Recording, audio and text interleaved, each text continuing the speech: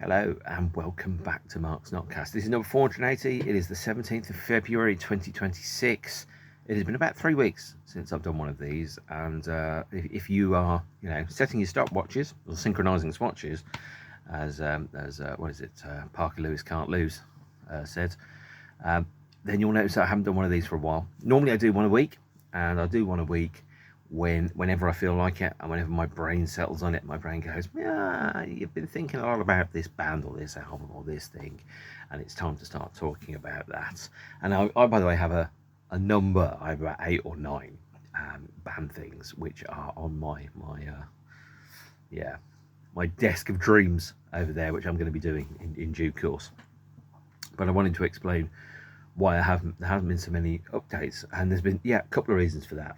Obviously, the first one is I'm working on a big collaborative project with a number of people that is not related to this, and there will be announcements around that in due course.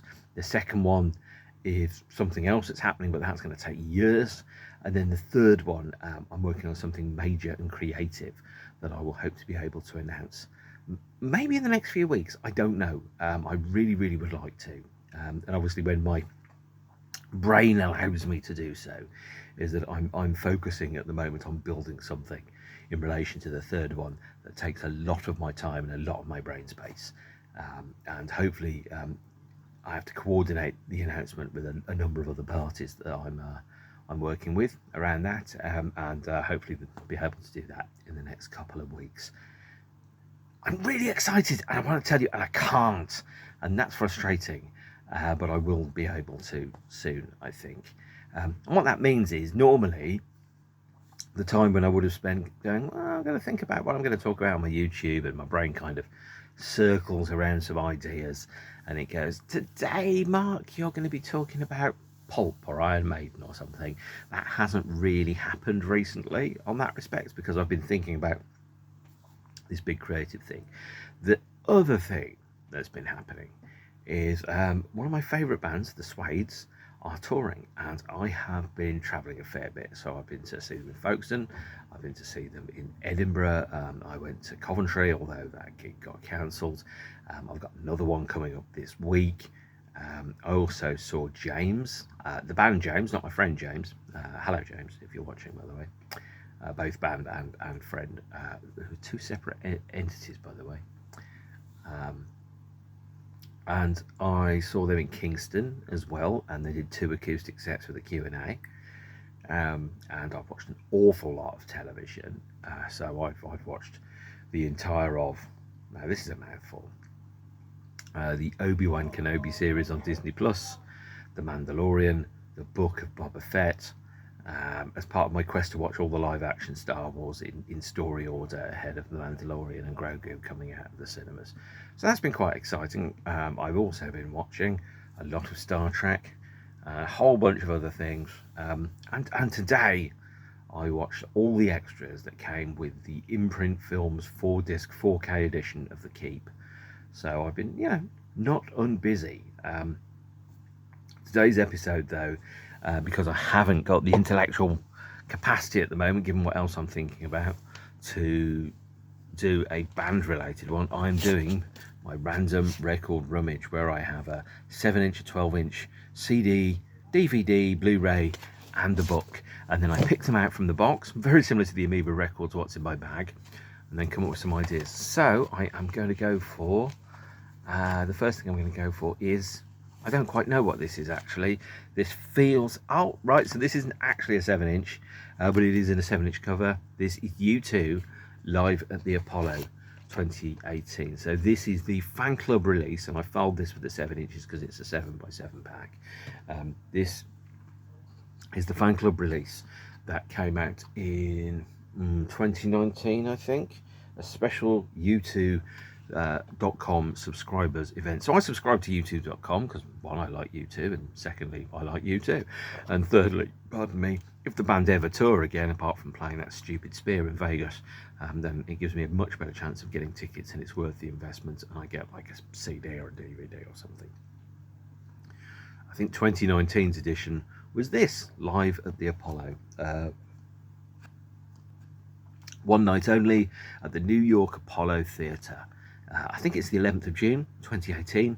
A couple of people I know went to this, and it was broadcast on Sirius FM, the radio station in America, and then remixed and then released as a double live CD in 2019. So let's have a look and see what's in here. So this was the one-off show in the middle of the Innocence and the Experience tour, where the band played a Not Innocence and Experience. And actually, you know, one of the things, I miss U2 just playing gigs. Every gig that they play these days is themed and targeted, and it's got a thematic element, and sometimes it'd be nice just to watch them just to kick loose and play 2 hours of songs that they think work well together as a standard gig. Not in the concept of a narrative or a story or revisiting an old album, but just a U2 gig where they play U2 songs. And this is part of it, although, because it is 2018, it's the 30th anniversary of the release of their less than amazing studio live hodgepodge, Rattle and Hum. And they play a set of Rattle and Hum songs, including rare live performances of, well, let's think they do Angel of Harlem, Desire, When Love Comes to Town, with an orchestra, which I will name shortly. I think Stevie Wonder's orchestra, could be wrong, as well as playing, you know, relatively rare performances of other songs, which they didn't play very often on the tour. Let's go in. There's CD one. There's some graphics of the Apollo. Here is some photos. This is the backdrop that the band were playing underneath. So that, by the way, is the cover of the Innocence and Experience album there, which was in the background. Some explanatory text, because everybody needs some explanatory text unless you're Pink Floyd.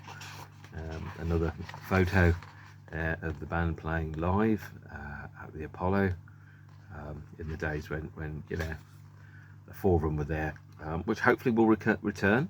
Look forward to that. Get well soon, Larry. Individual shots of the band members playing. Shot of the band playing again. Oh, I guess the next photo, this one might be a shot of the band playing. Yep, that's a shot of the band playing at the Apollo. That's a relatively small venue. By the look of it, that's about the size of the Shepherd's Bush Empire, maybe 1,700 people.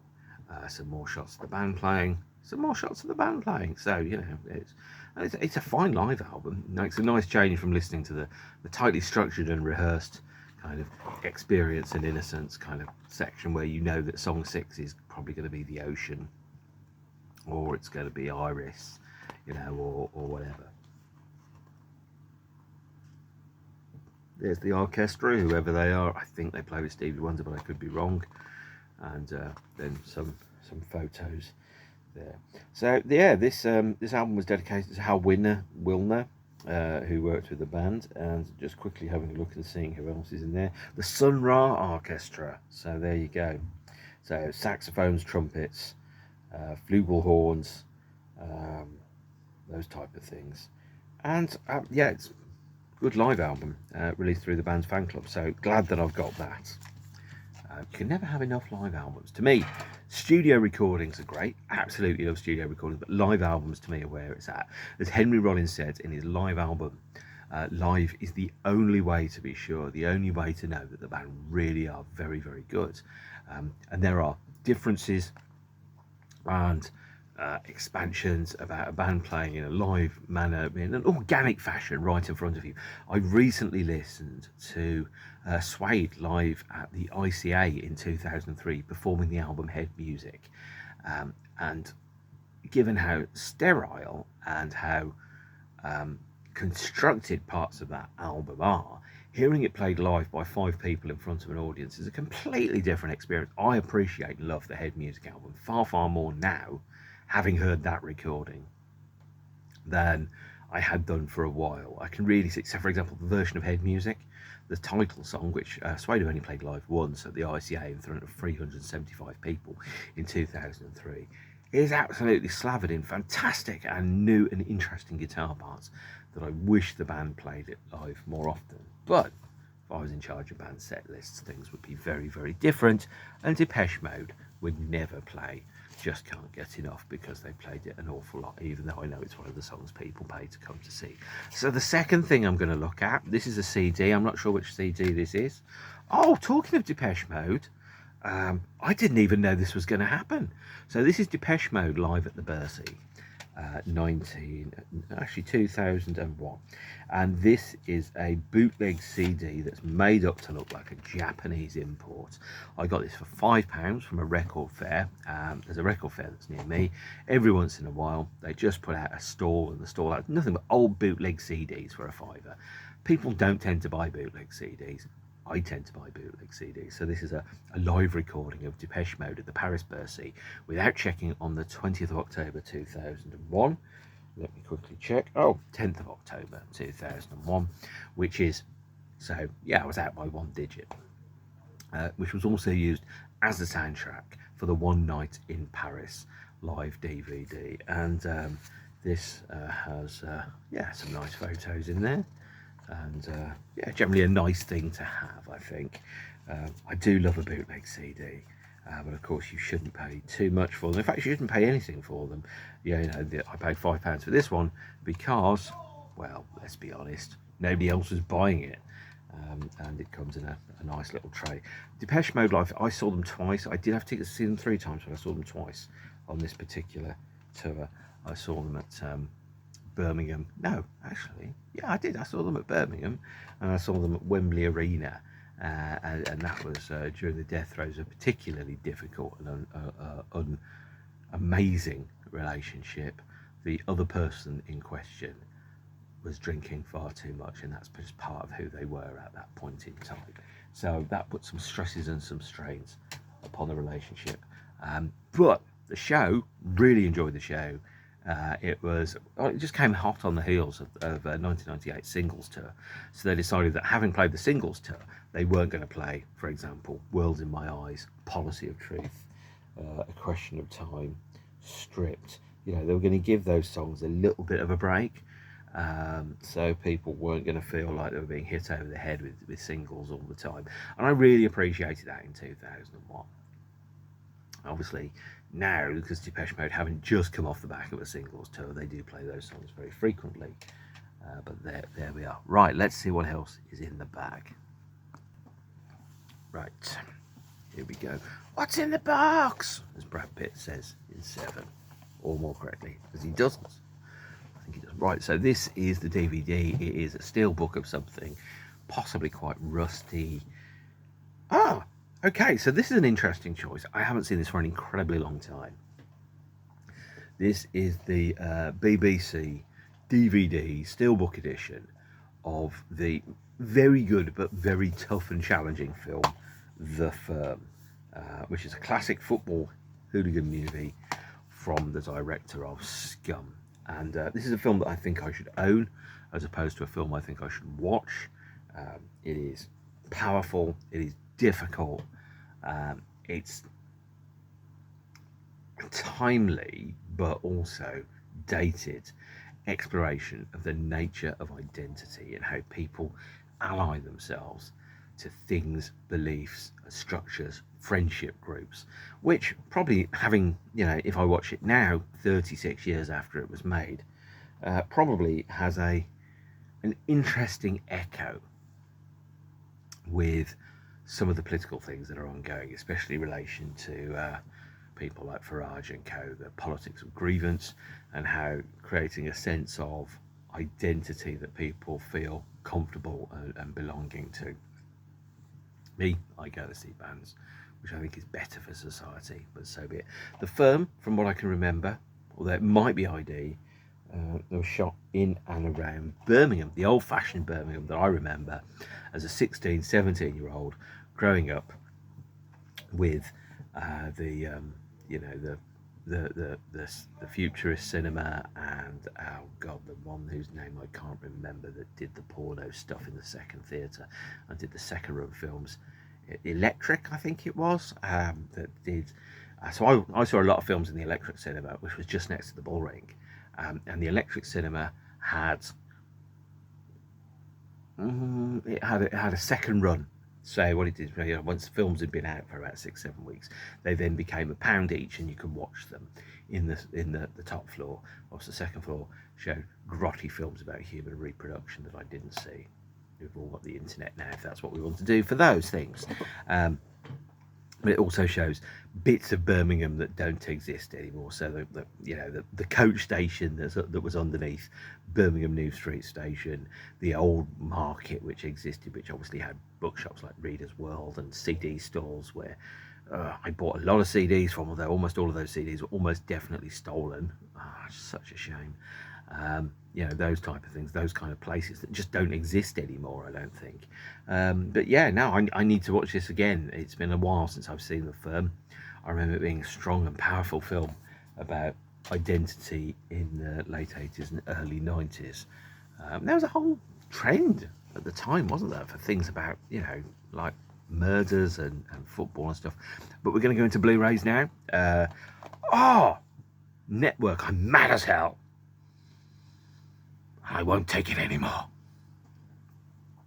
A very prescient film, actually, Network. This is the Arrow video version of Network that comes replete, and I'm going to read out the contents for it because there is a lot of special editions, special edition extras, a documentary, a visual essay, a making of, probably a commentary actually.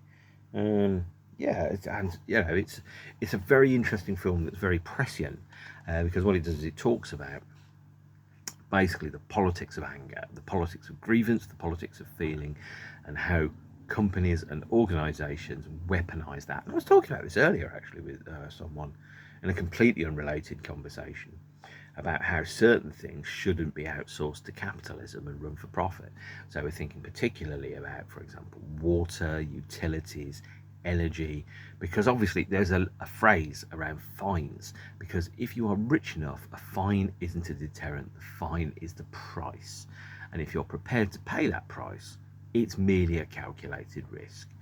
I stand X% of being charged this fine versus the risk of, or the costs that it will save by not doing the certain thing, or whatever benefit it's going to have, and so therefore the fine becomes merely the price. And that's an interesting way of looking at it. And then you start getting into a whole conversation about the nature of justice and consequence and punishment, and I'm not getting into that because that's going to have to wait for Mark's Philosophy podcast, which comes whenever I can be bothered about it. In the meantime though, Network, although it is 50 years old this year, feels very much like somebody was looking into the future, much like John Titor, and seeing what the future could look like, and the type of program which is on this, which is where a manufacturer becomes really, really angry about the state of the world and starts blaming everybody, and you then go, how is that different from Charlie Kirk or Joe Rogan or Andrew Tate or these other people that are effectively the Judas goats of culture? And by the way, if you don't know what a Judas goat is the goat that works at the abattoir, that is trained to lead the other animals into the abattoir, and those animals will go, you think it's all right, you're a goat, we trust you, and then kind of leads them in, and then the goat carries on walking, they shut the door, and then they kill all the animals. And certain politicians are basically the Judas goats of culture, are leading us to negative consequences, and some people are believing them because they're following the politics of feeling and grievance as opposed to the politics of facts. I'm probably going to end that particular conversation there, but Network is a prescient view of what happens where people effectively have enough of the society that they live in, get really, really angry about it and speak up. This film, by the way, also has Robert Duvall in, who died yesterday, an amazing actor. At least I think Robert Duvall is in this. Yes, he is. It's been a long time since I've seen it. And Robert Duvall was fantastic in Godfather and in, Godfather 1 and 2. And also Apocalypse Now, and I think he was in The Deer Hunter. He did some really, really good stuff. As a great actor who carried with him a kind of quiet dignity that we need a little bit more of in this current reality. It's a great film. I recommend it highly. It also features, by the way, Ned Beatty. I think it's Ned Beatty. Maybe it's not Ned Beatty. It's another guy, isn't it? Who had no, it's not Warren Beatty. I know that. It's Ned Beatty, who was brilliant who was called in overnight to perform a single scene, and he has probably one of the best single scene appearances in any film ever. So remember, when you watch a certain film and somebody comes in and they just control the screen with the magnetic power of their personality and their words, and you kind of go, that's like kind of like a one night stand in film form that changes your life. And watching that, I saw his moment, the bit where he goes, "You have messed with the laws of nature and you must atone." And I'm going, that is a stunning performance. I've seen it before, by the way. Colin Farrell in Minority Report. I saw Colin Farrell in Minority Report and I thought, this guy is going to be huge. You could tell he had seen that particular scene and went, I am going to drive this scene like I stole it and leave a mark so big on the screen. It's effectively like a star-making slot. And Ned Beatty does a fantastic one scene, 6-minute section in Network that completely turns the film upside down. It's phenomenal. I really rate this film. It's well worth watching. It is a very, very important film of the 21st century. Right, what else have we got in here? We've got 2 things in here. We've got, I think it's a book and a 12-inch. I don't know what the 12-inch, I don't know what the book is, but I'm going to find out. You're going to find out before I am. Oh, okay, Graham Coxon, Verse Chorus Monster. Okay, so is this a rare unsigned copy? Let's find out. Yeah, it is. It's a rare unsigned copy, because everybody signs books these days. Of Verse Chorus Monster by Graham Coxon. So I have a 16-year-old who's playing online with his friends, doing something far more interesting than I am. He's probably right now playing Grand Theft Auto or football. Verse Chorus Monster is, I think, it's an interesting book, really, really interesting. And when I started to do NOTCAST about Blur, I thought, Alex James has written a book, Graham Coxon's written a book. Let's find out what's in there. And I mean, overall, it says it's compelling, and it doesn't necessarily match up with that. It's an autobiography. There's a story to be told in here, but in one respect, an artistic life is often a one which it does not have a standard narrative that sits in it, in so much as the person that's creating the art, they don't clock on at 9 o'clock in the morning and they know that they've got a job until 5 o'clock, and then the next however many years they're going to be there doing it. It's a bit more precarious than that. Albums and films and books are thought of more as discrete projects, as lumps of time, individual jobs. And there's no guarantee when that comes to an end that there's going to be any more that comes after it, by the way. So sometimes people divert into other areas, and suddenly you find an autodidact who can do, a gazillion things whilst also completing or playing chess against AI in, his spare time. This is interesting, and it provides a very different perspective upon life in Blur than Alex James's book. Graham, I think, in my opinion, well, I always remember when Graham left Blur, the NME headline that says "Talent leaves Blur." One, that must have really pissed off Damon, although on the basis of what I've heard, he gets pissed off by everybody and everything, even to this day. And secondly, probably true, in so much as Graham was the spikiest, least conventional member of the group, in so much as he was more interested in music that lots of people didn't necessarily like or kind of gravitate to. Always felt like a bit of a square peg in a round hole. His guitar parts were always less melodic and more atonal, more like Syd Barrett or Jimi Hendrix or someone like that than a Johnny Marr, using the guitar to create a sound. And his taste did not lean towards the umpire, sticking up your jumper nonsense that we had in songs like Country House. Well worth reading. Interesting. Obviously, me looking at it from the outside, I'm going, you're clearly you've made a lot of money out of being in Blur, and there's a degree of navel gazing that comes with that. But it's a really good book. It's an essential part of the story of the band Blur. And then the last one in here, now I can tell you one thing I do know, is that it doesn't have a sleeve. I don't know what it is, but it doesn't have a sleeve. So let's go and find out what it is. Okay, oh man, this is a white label. All right, now that's going to be interesting. Now I know what it is. I'm going to take it out of its protective sleeve. It's a white label test pressing of the promotional 12-inch of Knights of Reb's Hearts and Minds single, 12-inch single from 1989. I love Knights of Reb, although they are absolutely, undoubtedly furious version of Depeche Mode. As I've tried to describe it to someone, it's 3 angry men shouting at computers. Although now it's 2 angry men shouting at computers. And this is Hearts and Minds, the 12-inch mix on one side, and on the B side I think it's the LP version of For Fun, which is taken from 1989's rather spectacular Belief album. And over the years I've fallen in and out of listening to Knights of Reb because sometimes they're very, very, very loud, quite aggressive, and sometimes they aren't. And it all depends upon what kind of mood I'm in. I've really appreciated them over the past 10 or so years, a lot more than I have for a while. They're one of these bands that when I listened to when I was 18, and I was listening to Join in the Chant and Control I'm Here, and they were angry and had computers, and it was like, yeah, this is like Depeche Mode, but drunk and raging on the streets of Glasgow at 4 a.m.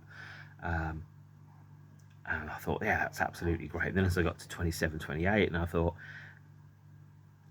I've changed or I've matured, and the band aren't necessarily where I am, you know. And we go through periods in liking bands where we like a band, and then, you know, sometimes the band doesn't change, we change. Sometimes the bands change and we don't change. Sometimes we both change and we both change in different directions. For this particular band, probably, although I bought the records in 95, you know, 95 I was kind of thinking of them more as a, yeah, I'm not connecting with the band at the moment. You know, they're good, but I'm not connecting. And, you know, there was certain bands that I liked when I was 18 that when I got to the age of 24, 25, I wasn't connecting with them the way that I used to. Pop Release itself, for example, The Mission, Knights of Reb, bands that I was kind of going, yeah, they're good, but I don't love them and I don't feel the need to go see them. And I'll buy the records, but I think I'll buy the records because I'm going to come back to them at some other point where perhaps I connect with them more than I did then. And over the past 10 years or so, largely driven by absence, I have listened to a lot of Knights of Reb, and they've got, you know, 5 albums, 6 albums, plus a number of solo releases. So there is So Bright So Strong, which is a compilation of their early singles, which is difficult to get. That Total Age, which is their debut album. Belief, which this comes from, which is their second album, although technically their third.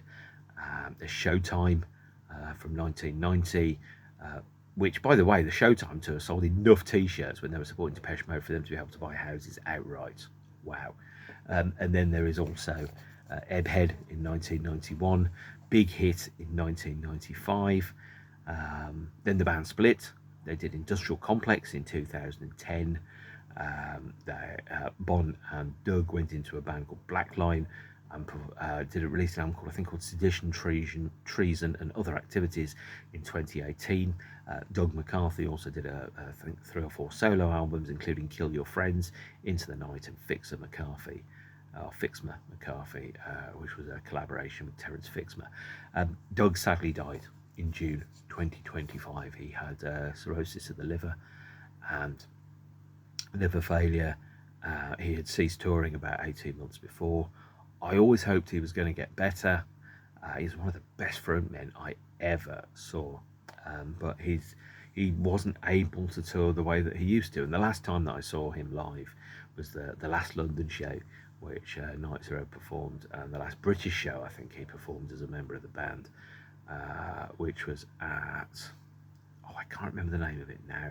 It's the new club just round the corner from St Pancras Station. I think is part owned by one of Mumford and Sons. I saw Bernard Butler there about 14, 15 months ago as well. I'm thinking O'Meara, but I could be wrong. And it was a great show. And I put it down to aging, because you can't leap around the stage like a 21-year-old when you're 58. Despite, well, Brett Anderson can, but hardly anybody else can. I put it down to aging, but you know, Doug was clearly very poorly at that point, and he sang his heart out at that show. And it was a great gig, really great. That, you know, if it was the last Ebb gig that I saw with Doug, what an amazing show to do. But what a great shame that he died younger than I wanted him to, and clearly that he wanted to either. And you know, I've seen Nights of Ebb since with Bond singing, Bond being the drummer, keyboardist, co-vocalist on a number of songs. But I did think Doug was an amazing frontman, and what a great shame. I didn't put up a video at the time. I didn't see any point in doing so. I didn't know what I could say or add that would be in any way insightful, apart from to say that, you know, that the records are and were great, and the Nights are one of the most underrated bands I like. I don't understand why they're not fucking enormous. Well, I do understand why, but I don't understand why at the same time, because I think they're very good. You know, why a band like Nine Inch Nails play to 20,000 people and Nights of Red don't play to 20,000 people? I don't get it. I just don't.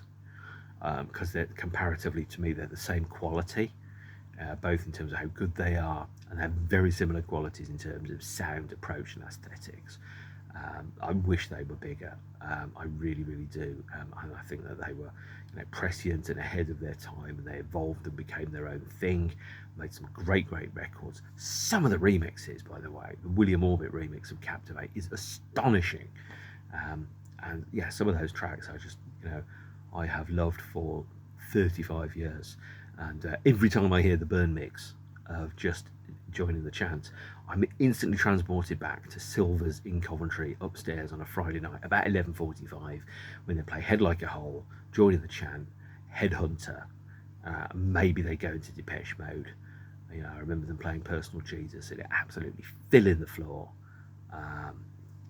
And by the way, I walked past, I was in Coventry yesterday, and I remember I walked past the car park where Rob Giles, my brother, and I used to park the car, and then we'd walk up to Silver's, and, you know, we'd drink cider and we'd dance around, and, you know, if we were lucky, we might actually talk to a woman, and, you know, if we were even luckier, they might talk back.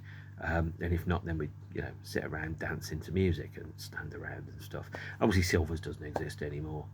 Most of Coventry doesn't exist anymore, because when I walked around there yesterday, almost all of it had changed. It's really weird going to a town that you've not been to. I mean, it's the first time I've actually walked around Coventry for probably 25 years, and to go, oh, this is all different. You know, everything has changed since you've been to London, the Southern Wonderland. But to walk around and see the difference that takes place in there, and you know, it's odd really, because I had no idea what record this was going to be. In fact, I kind of I put my hand in and I could film it. Oh, it's just a paper one. It's a white label. It's a test pressing. So this, yeah, is a limited edition. By limited edition, it was never commercially released. White label test pressing of the Hearts and Minds promo 12-inch, which clearly went through quality control, and then somebody probably sent to a MVE somewhere in Notting Hill or Greenwich or somewhere, and or Mute flogged off, or packaged free when someone sent them a mail order. Because when I ordered a bunch of stuff from Mute Records, this was in 2005 or so, it was the only place you could buy a couple of things, if I remember correctly. In fact, I'm going to see if I can pick it off the shelf right now. This may not go. No, actually, no, it's not here. I can't show it to you. There was a couple of Moby CDs in the days before Moby became old and uncool. A couple of Moby CDs you could only get from Mute Records. And I mail ordered the CDs off Mute, and they were like, oh, this dude likes Moby, so they got like some badges, and they sent some postcards, and they sent me some, and it was really odd because I got like a record, I got like a massive record box where clearly they're just going, here's a box of promotional crap from Mute, we'll just send it in with the guy that's ordered the things, he likes Moby, we'll send him some Moby things, some postcards, some stills, you know, some badges, those type of things. And then the same day I got a massive tube roll of Moby posters, also from Mute, because clearly they thought, well, this guy likes Moby, and we've got these posters that are just going to hang around, otherwise we'll just send them along to him. That's the kind of customer service I loved, and even now, 20 years later, I remember, God bless you, Mute, and all that's held in you.